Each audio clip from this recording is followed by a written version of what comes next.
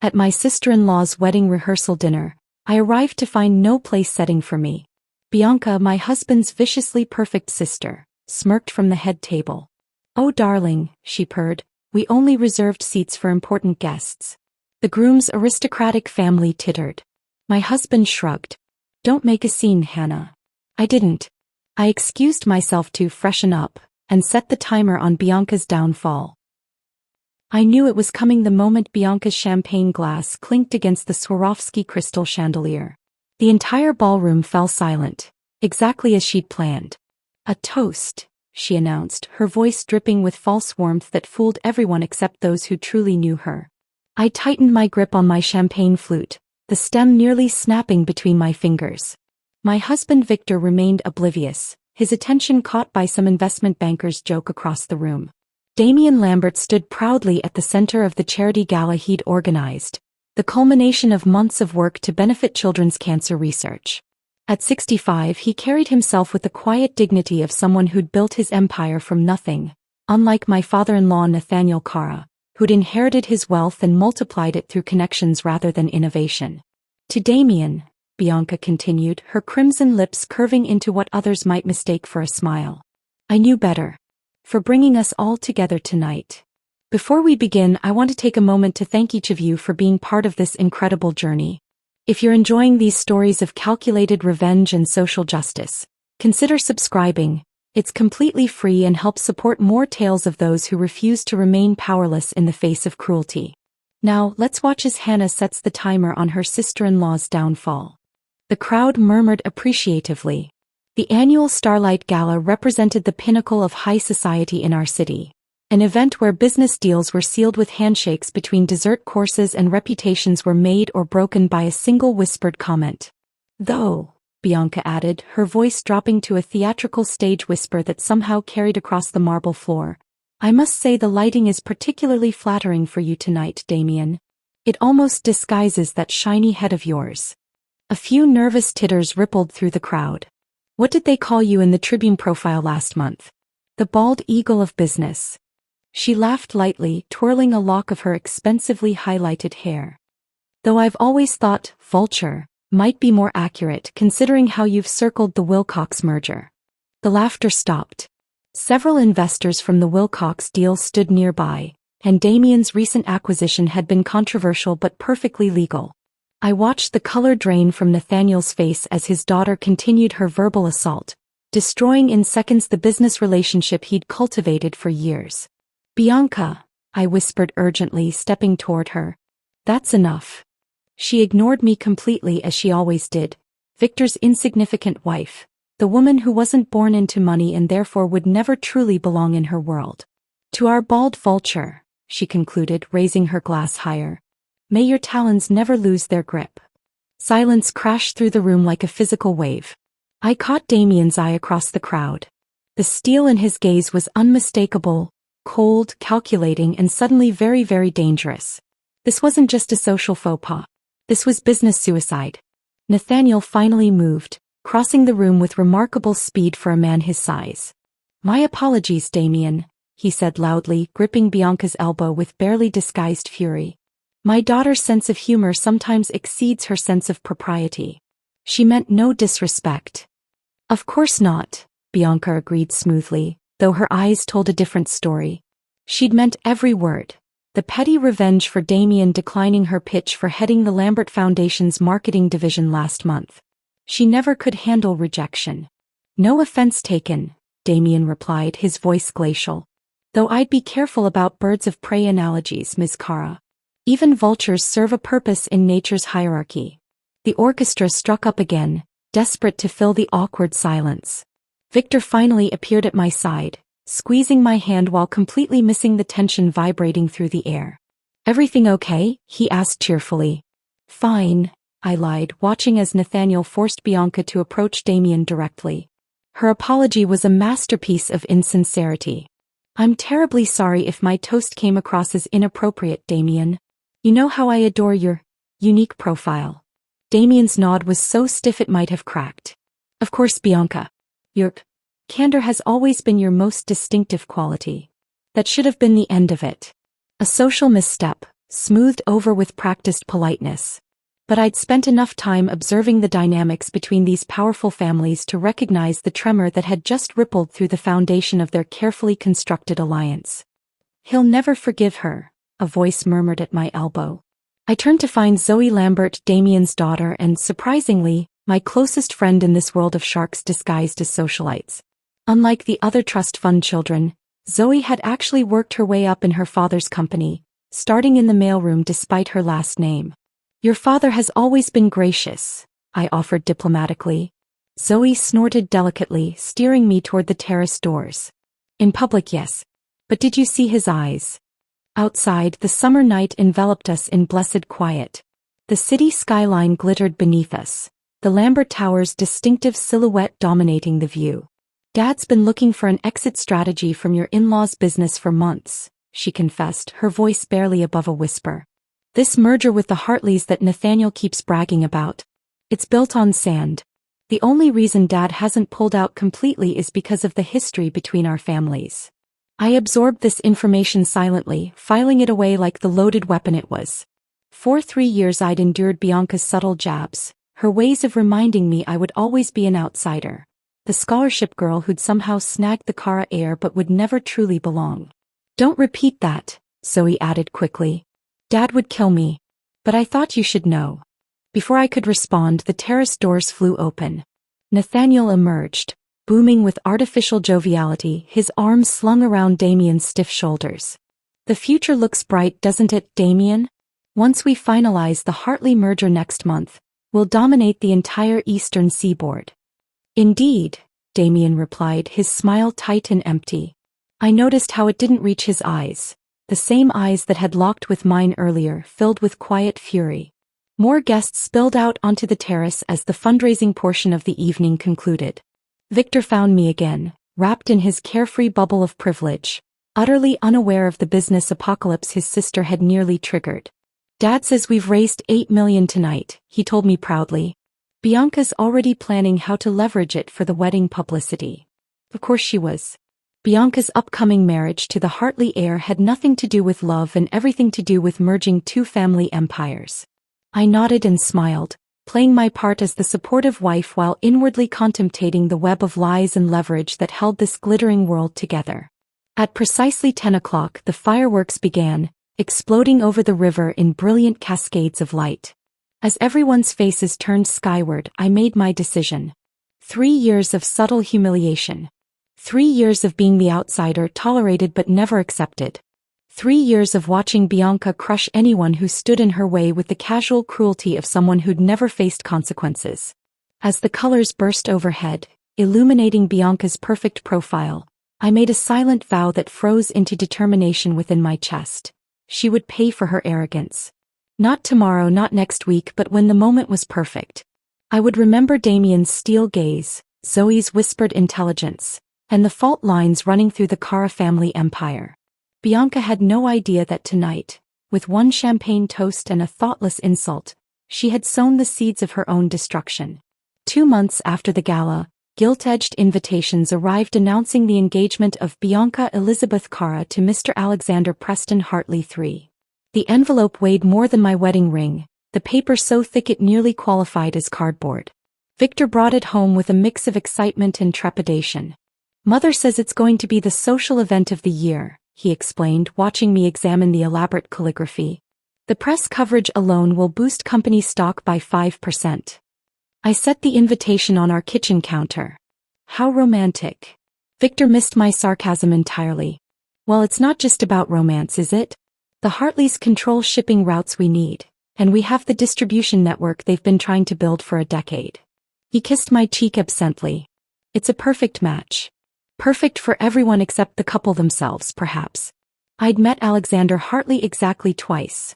Once at a charity auction where he'd spent the evening glued to his phone, and again at a Christmas party where he'd gotten so drunk he'd called his own sister by the wrong name.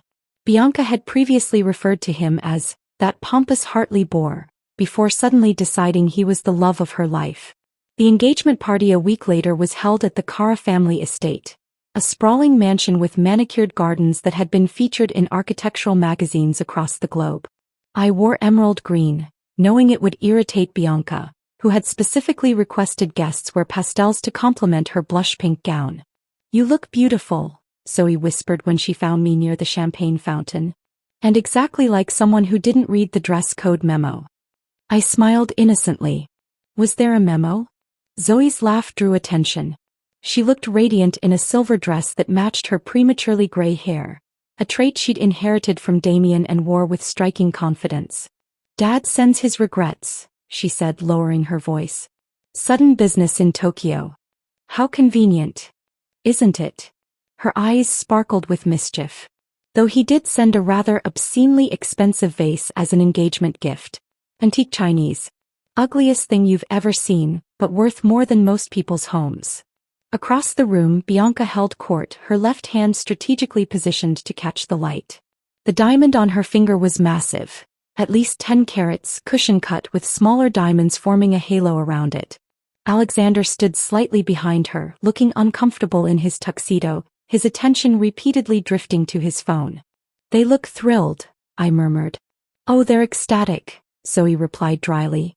"About the stock options. Did you know the prenup negotiations took longer than their actual courtship?" The evening progressed predictably, elaborate hors d'oeuvres, string quartet playing inoffensive classical pieces and endless champagne. Nathaniel clinked his glass for attention, his face flushed with triumph rather than paternal pride. "To new beginnings," he toasted, his gaze sweeping meaningfully across the assembled business associates rather than focusing on the couple. "And to the joining of two great families, and their enterprises." Polite applause followed. I scanned the crowd, noting the mixture of genuine congratulations and calculated networking. My attention caught on Mr. Hartley Sr., standing slightly apart from the celebration. Despite the air conditioning, beads of sweat dotted his forehead as he frantically scrolled through his phone. When he noticed me watching, he quickly pocketed the device and forced a smile. I excused myself from Zoe and drifted toward the bar, positioning myself near enough to overhear his urgent whisper to an associate. "Don't care what we have to liquidate. Just keep it quiet until after the merger announcement next week." I sipped my champagne slowly, mentally filing away this fragment of conversation. The foundation wasn't just cracking, it was beginning to crumble. Later that night, as Victor and I drove home, his usual carefree demeanor had vanished. He gripped the steering wheel with unusual tension, his knuckles white in the darkness. "Is everything okay?" I asked, though I already suspected the answer. He hesitated. "Just business stress. Nothing for you to worry about. I'm your wife. If something's bothering you, I want to know." Victor sighed heavily. "It's this merger. If the Hartley deal falls through." He trailed off, then admitted reluctantly, "Dad's leveraged almost everything on this. The wedding, the merger announcement, the expansion plans, it's all tied together. One domino falls, they all fall." I placed my hand over his. "I'm sure it will work out." "Of course it will," he agreed too quickly. "Bianca won't let it fail. She's already got the wedding plan down to the last petal." I didn't mention the sweat on Mr. Hartley's brow or his frantic phone call. Some observations were best kept to myself. 3 days later, Zoe called me at midnight. I slipped out of bed, leaving Victor sleeping deeply, and took the call in our home office. "Hannah, sorry for the late hour, but I thought you should know." Zoe's voice was tight with suppressed excitement. "Dad's reached his breaking point with the Karas. He's liquidating all shares in their joint ventures tomorrow afternoon." My heart raced. "Tomorrow? Are you sure?" "Positive. The paperwork's already drawn up. He's calling Nathaniel at 2 o'clock to break the news." She paused. "It's going to be brutal. The market will react immediately." "What about the Hartley merger?" "That's the thing. It's built entirely on the foundation of our company's partnership. Once Dad pulls out, the whole house of cards collapses." I closed my eyes, visualizing the timing. "The rehearsal dinner is tomorrow night." "Is it?" Zoe feigned innocence poorly. "What unfortunate timing."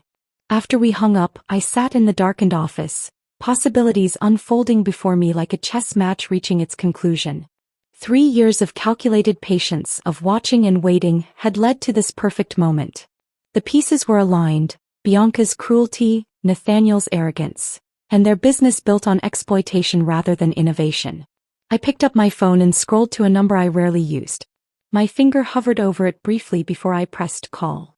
Damien answered on the second ring, his voice alert despite the hour. "Hannah, is everything all right?" "Everything's fine," I assured him, my voice steady as a surgeon's hand. "I hope I'm not calling too late." "Not at all. What can I do for you?" I chose my words carefully. "Zoe mentioned you're planning some significant business changes tomorrow." Pause. She shouldn't have shared that information. "Probably not," I agreed. "But she did. And it got me thinking about timing." "Timing?" I traced a pattern on my desk, my voice dropping to almost a whisper. "What if you moved your timeline up? To tonight?" The silence stretched between us, charged with understanding. "Tonight," he repeated slowly. "During the rehearsal dinner, you mean?" I didn't confirm or deny. I didn't need to. Damien's low chuckle held no humor, only recognition of a worthy strategist. "You've always seen more than others give you credit for, haven't you, Hannah?" "I observe," I said simply. "And now you want to act. Justice delayed is justice denied, isn't that what they say?" Another long pause, then, "I'll need to make some calls. Of course. I wouldn't want to keep you." As I prepared to hang up, his voice stopped me. "Hannah, why now after all this time?" I thought of Bianca's smirk at the gala, of years of subtle dismissals and not-so-subtle humiliations, of being treated as an outsider in my own family. Let's just say I believe in perfect timing. I ended the call and sat motionless in the darkness, the quiet hum of anticipation buzzing beneath my skin.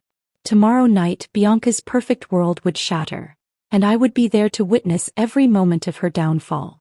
I arrived at the rehearsal dinner the following evening with Victor, dressed in a midnight blue gown that complemented my carefully applied makeup. Nothing too flashy, nothing that would draw attention. Tonight wasn't about me. Tonight I was merely the observer, the invisible catalyst who had set events in motion.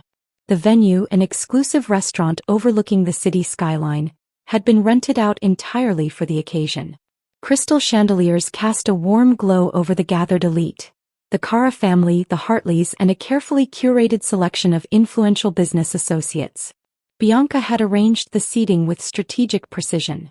I noted with grim satisfaction that my place card was tucked between two elderly aunts at the table furthest from the bridal party.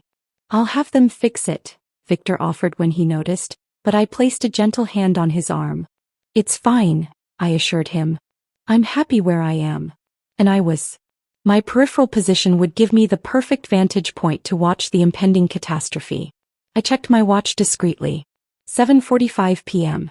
Damien had confirmed by text that everything was in place. His team had executed the share liquidation with silent efficiency over the past 18 hours. Financial news outlets had been alerted. Time to break the story at precisely 8 p.m., right as Nathaniel would be giving his rehearsal dinner speech. The first course arrived, a delicate arrangement of scallops that I barely tasted. My attention was fixed on the head table, where Bianca preened in a silver-sheathed dress, a diamond necklace catching the light with every movement. It had been a pre-wedding gift from Alexander, though I suspected it was another strategic investment, another piece of collateral in their transaction disguised as romance. At 5 minutes to 8, Nathaniel rose from his seat, champagne glass in hand. The murmur of conversation died down as he cleared his throat. "Distinguished guests, beloved family members," he began, his voice carrying the practiced resonance of someone accustomed to boardroom speeches. "We gather tonight on the eve of a momentous occasion, not just the union of two people, but the joining of two great legacies." I took a small sip of wine, savoring the moment like the vintage in my glass. Tomorrow, when Bianca and Alexander exchange vows, they will be cementing more than their love. They will be forging the future. A future of prosperity, growth, and... His phone buzzed loudly against the table. Nathaniel frowned, glancing down at the screen. His face remained composed, but I caught the slight tightening around his eyes. He silenced the device and continued. As I was saying, a future of unprecedented opportunity for... The phone buzzed again. And again. And again. Not just his now but phones throughout the room. The soft chime of notifications created a discordant symphony that drowned out his words. Mr. Hartley was the first to check his device. I watched the blood drain from his face in real time, leaving him ashen under the chandelier light. Nathaniel, he interrupted, his voice strangled. The stock. The rest of his sentence was lost as Nathaniel's phone rang. A distinctive ringtone he used only for his most critical business calls. With a strained smile, he excused himself. "One moment, please. I'm sure it's nothing." But it wasn't nothing. Through the glass partition separating the private dining room from the corridor, we could all see Nathaniel's expression transform. Disbelief. Rage. The progression was fascinating to witness, like watching a sculpture crack from within. He reappeared a moment later, face contorted. "What do you mean he's withdrawn?" His scream silenced the orchestra, the glass he'd been holding shattering against the floor. "That's impossible. The paperwork wasn't finalized until next week." The room froze. Bianca's hand flew to her throat, clutching at her diamond necklace as though it suddenly restricted her breathing. "Father." Her voice held a note I'd never heard before, pure fear. Nathaniel didn't respond. He was shouting into his phone, spittle flying from his lips. "Call him back. Tell Lambert he can't do this. The announcement is Monday."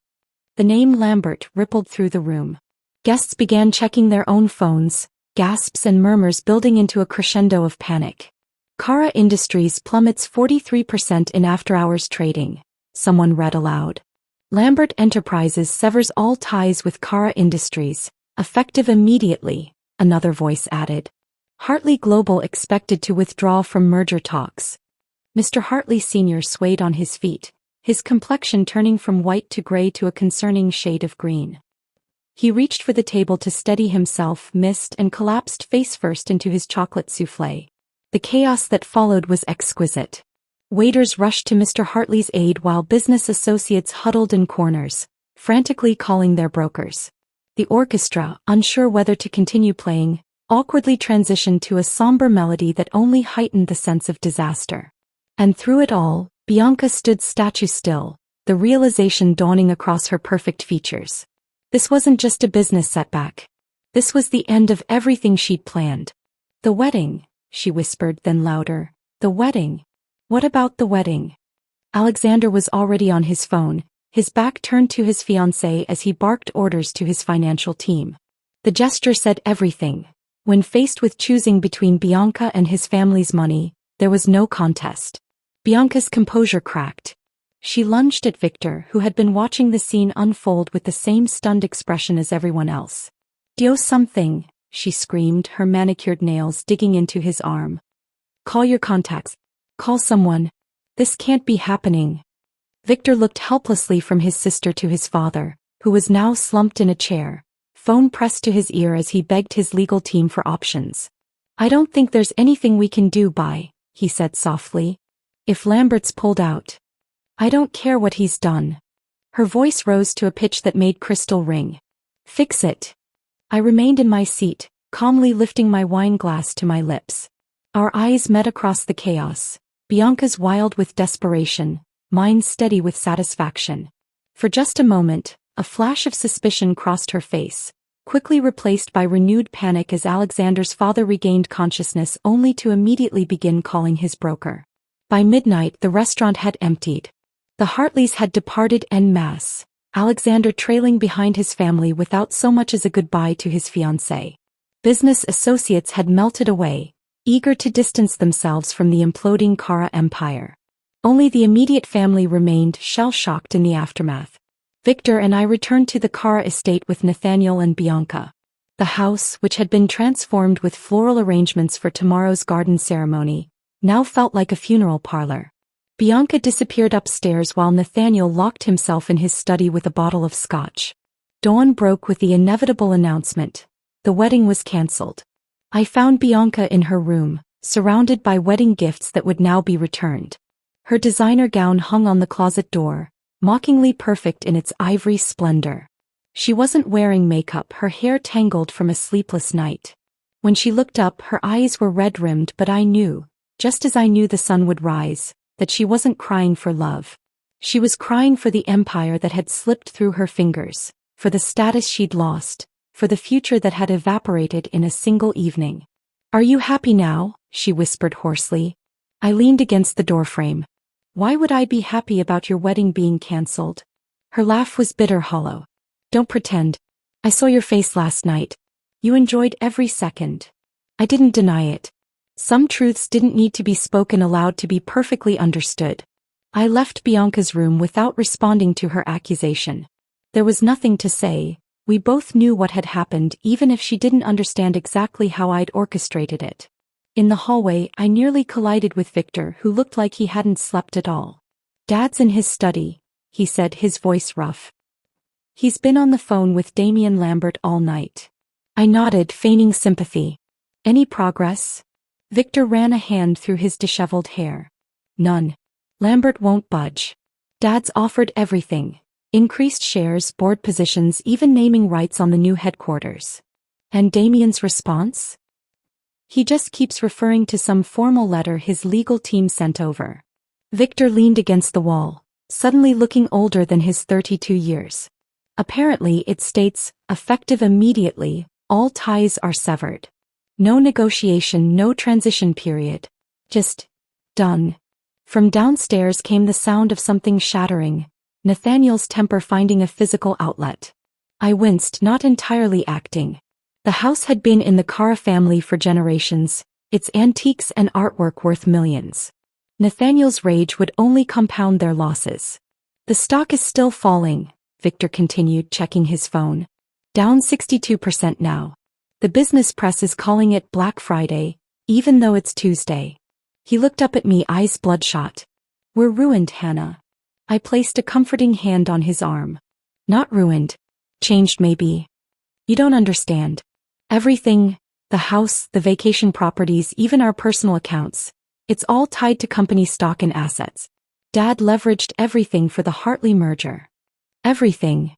I asked, genuine surprise coloring my voice. I'd anticipated financial damage but not complete devastation. Victor nodded grimly. The prenup negotiations took so long because Dad was hiding our liquidity issues. The Hartleys wanted guarantees we couldn't actually provide without the merger itself. Another crash from downstairs punctuated his words. We both glanced toward the sound, then back at each other. You should get some rest, I suggested gently. Tomorrow will be difficult enough. Tomorrow. Victor laughed hollowly. Tomorrow we start selling assets to pay creditors. Tomorrow the board meets to discuss whether Dad should step down. Tomorrow our lawyers meet with the SEC to address insider trading allegations someone has mysteriously filed. I kept my expression neutral. The SEC complaint had been Zoe's idea, a detail I hadn't known about until it was already done. As Victor turned to go, he paused, studying my face with unexpected intensity. You knew this would happen. It wasn't a question. His eyes, so like his father's but warmer, more perceptive, held mine steadily. In that moment, I realized he'd always been more observant than his family gave him credit for. Not exactly, I replied carefully. Not the scale of it. But you knew something. He stepped closer. When Dad announced the merger, you didn't seem surprised at all when it collapsed. You were ready. I maintained his gaze, neither confirming nor denying. After a long moment, a strange expression crossed his face. Not anger or betrayal, but something like respect. Remind me never to underestimate you, he said quietly, then continued down the hall to his old bedroom. The next week unfolded like a slow-motion car crash. Spectacular, devastating, and impossible to look away from. The business press documented every painful detail of what they dubbed the Cara collapse. Investors filed lawsuits. The board forced Nathaniel to resign. The family's private jet was seized by creditors mid-flight, forcing them to return to New York on a commercial airline, in economy. Bianca's social death was perhaps the most fascinating to witness. The same friends who had vied for spots in her wedding party suddenly couldn't return her calls. Invitations to galas and charity events mysteriously stopped arriving. Her social media accounts, once filled with fawning comments, became ghost towns overnight. I accompanied Victor to their family lawyer's office 10 days after the rehearsal dinner disaster. The stately conference room felt like a funeral parlor as the attorney outlined their options. None of them pleasant. The Manhattan apartment must be sold immediately, he explained, sliding documents across the polished table. As well as the Hamptons property and the vineyard in Napa. Nathaniel, diminished in a rumpled suit, merely nodded. Bianca, however, wasn't accepting defeat so easily. "What about my personal assets?" she demanded. "My jewelry collection is insured for $8 million. The lawyer cleared his throat uncomfortably. "I'm afraid most of your collection was purchased with corporate funds or through company accounts. Those items have already been inventoried for liquidation." "That's impossible." Bianca slammed her palm on the table. "My diamond parure was a gift from father." "A gift purchased through the company as a tax write-off," the lawyer corrected gently. "The documentation is quite clear." When we left the meeting, Bianca was still arguing, her voice rising to a pitch that made the receptionist wince. Victor and I stepped into the elevator in silence. "Will you stay?" he asked suddenly as the doors closed. "With me, I mean. Now that." He gestured vaguely, encompassing the situation. I took his hand. "Do you think I married you for your money? I wouldn't blame you if you had." His smile was sad. "It's what everyone else wanted from us." "I'm not everyone else." The truth was more complicated. I hadn't married Victor for his money, but I hadn't married him for love either. Not at first. I'd married him because he was kind when his family was cruel, because he saw me when they looked through me. Love had grown later, quiet and steady. Now, watching him face his family's downfall with dignity, I realized that love had deepened into something genuine. 2 days later, Zoe invited me to lunch at a discreet restaurant far from the financial district. "To the architect of the most elegant revenge I've ever witnessed," she said, raising her water glass in a toast. "I never thought you had it in you." I smiled faintly. "I had excellent help. Dad only provided the opportunity. You recognized the perfect moment to strike." From her handbag she withdrew a small velvet pouch. "I brought you something." Inside lay a strand of perfect South Sea pearls. I recognized them immediately. Bianca had worn them to my wedding, commenting loudly about their value compared to my modest diamond pendant. "How did you?" "They were part of the asset seizure. Dad's company acquired them in the liquidation and he thought you might appreciate them." Zoe's smile was wicked.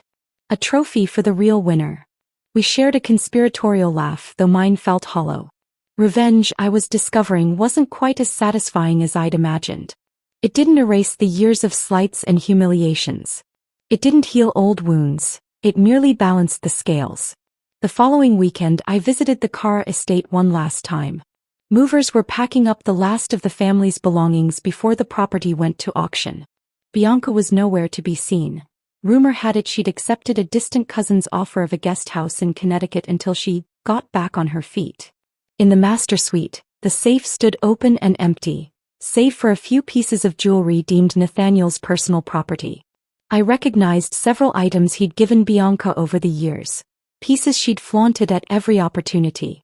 With the movers distracted downstairs, I gathered these remaining items: a diamond tennis bracelet, sapphire earrings, an emerald pendant, and slipped them into my purse.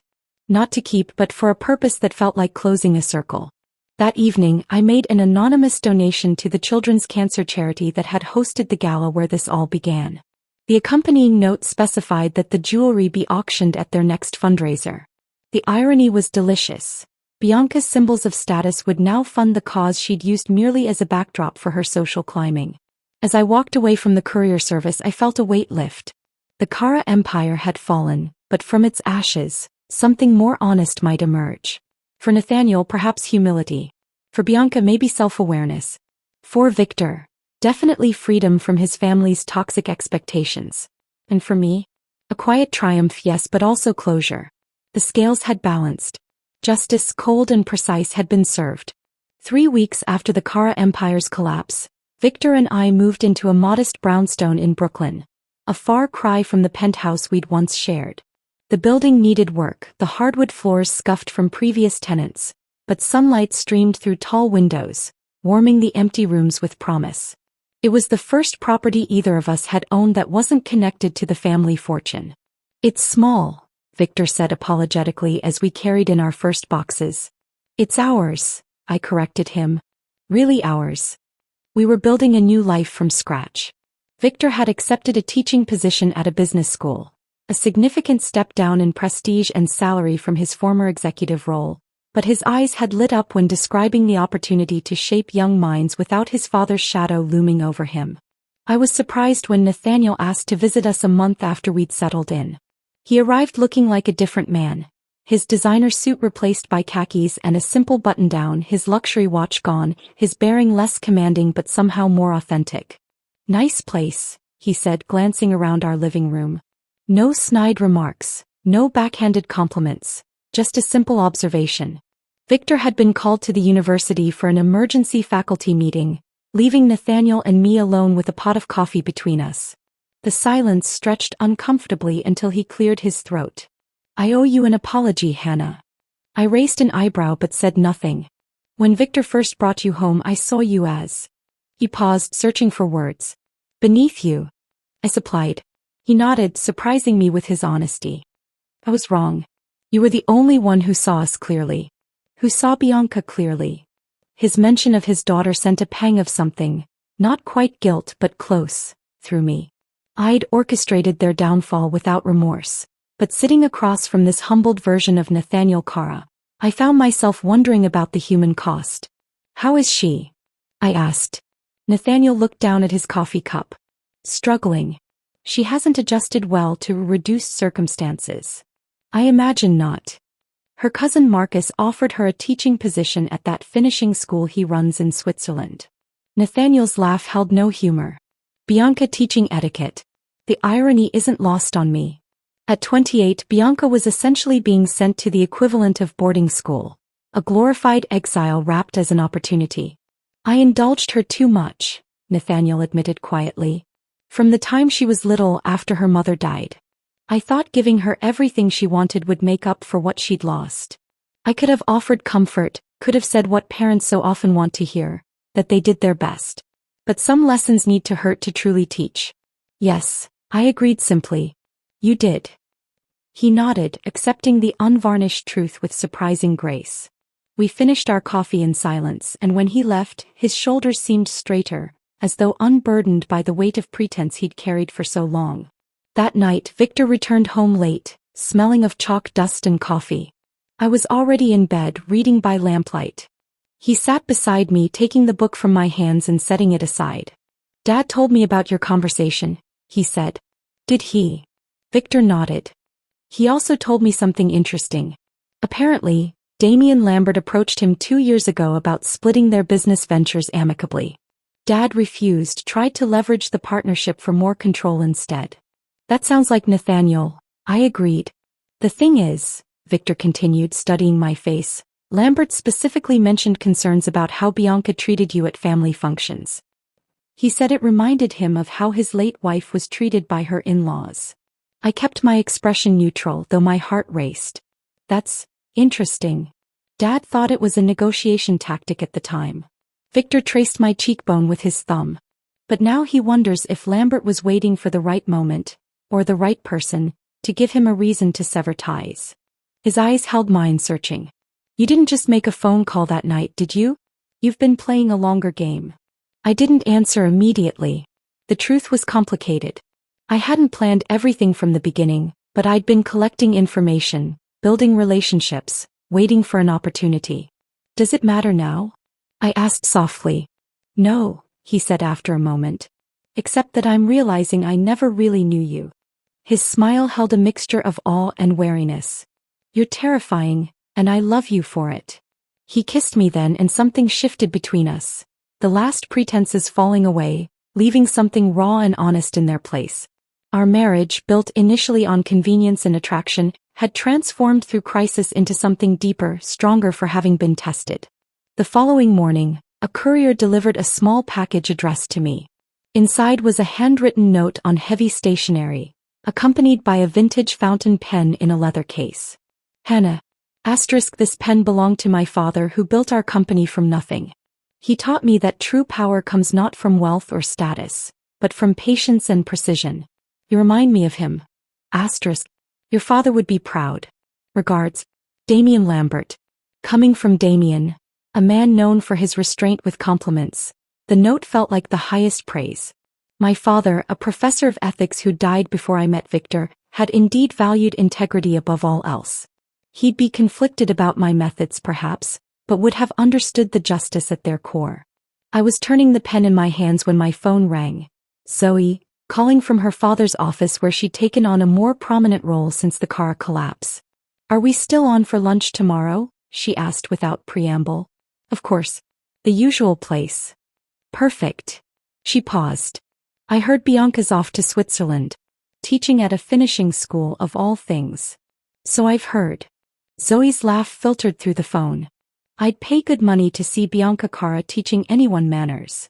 We chatted briefly about Damien's health, excellent, her new responsibilities, challenging but fulfilling, and Victor's teaching position, surprisingly satisfying. As we were about to hang up, her tone shifted. "Hannah, one thing." "Yes. What you did, it was justified. Necessary even." Her voice grew serious. "But be careful." "Of what?"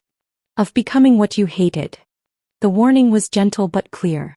Revenge can reshape you if you're not careful. After we hung up, I opened my jewelry box, finding the diamond earrings I'd kept from Bianca's collection. Not to wear, not to sell, but as a reminder. I turned them in the light, watching prisms dance across the wall. Zoe was right. The line between justice and vindictiveness was thin, easily crossed. I had orchestrated Bianca's downfall with the precision of a surgeon, but I didn't want her cruelty to become my own. I closed the box but didn't discard the earrings. Some reminders were necessary, not of victory, but of the vigilance required to prevent becoming the very thing you'd fought against. 6 months passed. Winter thawed into spring, bringing new growth to the potted plants on our Brooklyn brownstone's modest balcony. The city seemed different now. Or perhaps I was the one who had changed, viewing life through a lens no longer tinted by the Cara family's toxic influence. Victor thrived in academia, his natural charm and genuine interest in his students earning him popularity among both faculty and undergraduates. I'd occasionally pass by his classroom to find him gesturing animatedly, his students leaning forward in their seats, actually engaged, not merely performing interest to curry favor with a Cara heir. One evening, as we walked home from dinner at a neighborhood bistro, Victor surprised me with an unexpected proposal. "I had lunch with Damien Lambert today," he said casually. I raised an eyebrow. "Oh. He's interested in backing a new venture." Victor squeezed my hand. "With us." The idea was both thrilling and terrifying, starting our own firm, independent of the Cara legacy but with Lambert's strategic support. A week later we met Damien at his penthouse office. The city spread beneath us like a glittering tapestry.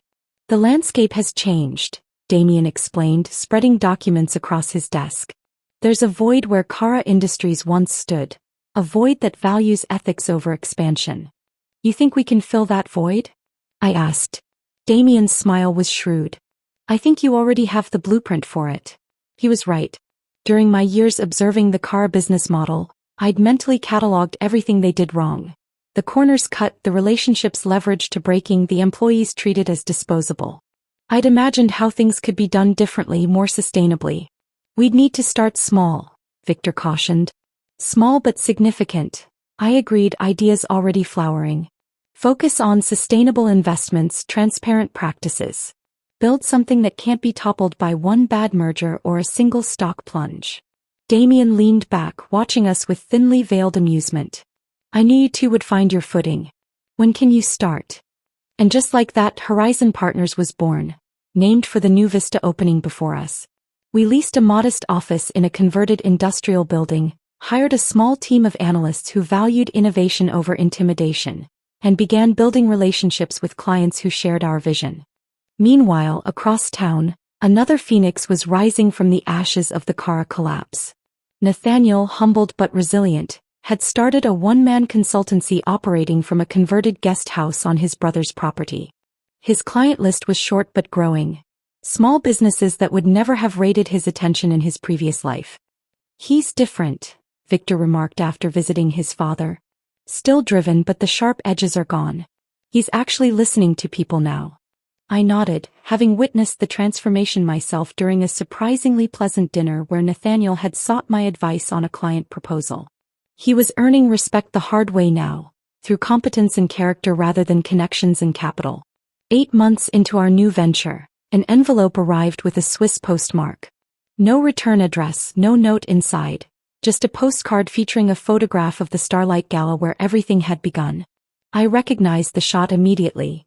It captured Bianca mid-toast, champagne glass raised, the moment before she had publicly humiliated Damien. Victor found me staring at it in our home office. "From Bianca?" he asked, recognizing his sister's distinctive handwriting on the address. I nodded. "No message." He studied the image.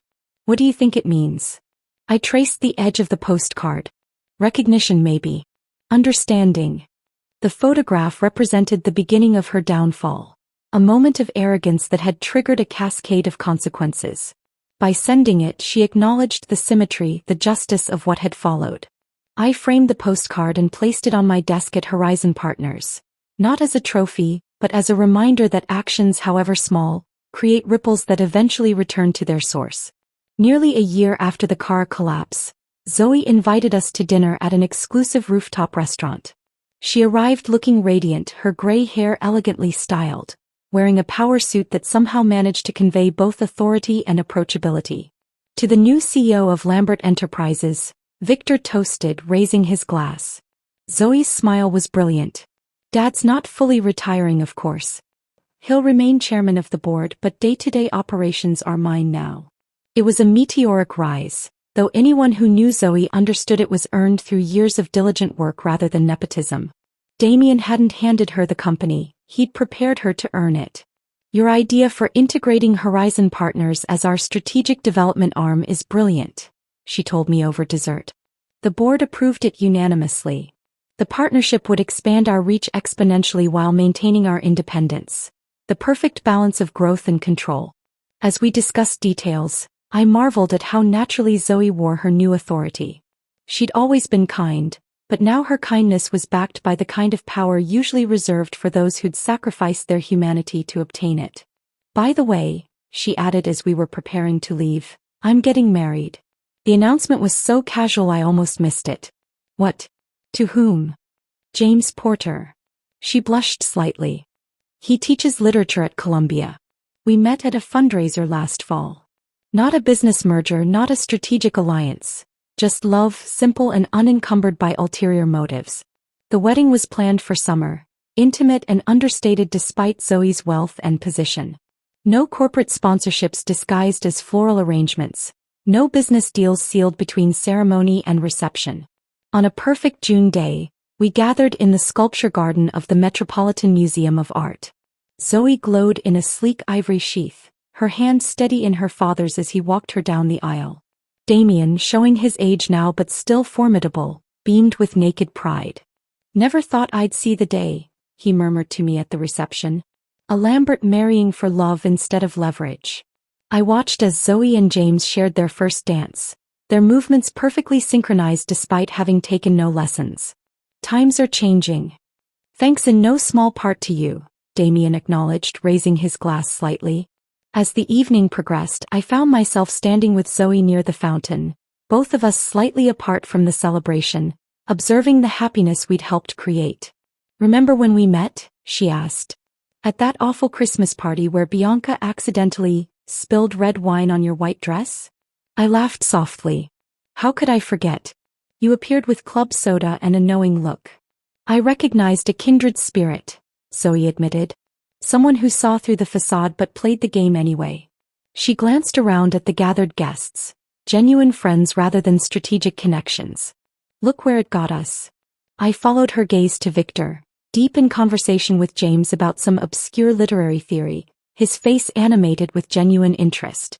To Nathaniel, showing photos of his community garden project to a retired judge. To Damien, contentedly watching his daughter's happiness. "Karma doesn't forget addresses," I whispered, an old saying of my father's that seemed particularly apt. Zoe squeezed my hand. "Neither do friends." As the orchestra struck up another waltz, Victor appeared at my side, hand extended in invitation. I stepped into his arms, moving across the floor with the ease of partners who had weathered storms together and emerged stronger. The past was behind us. The future, bright with possibility, unfurled before us like the path of moonlight on water. Illuminated, inviting and entirely our own.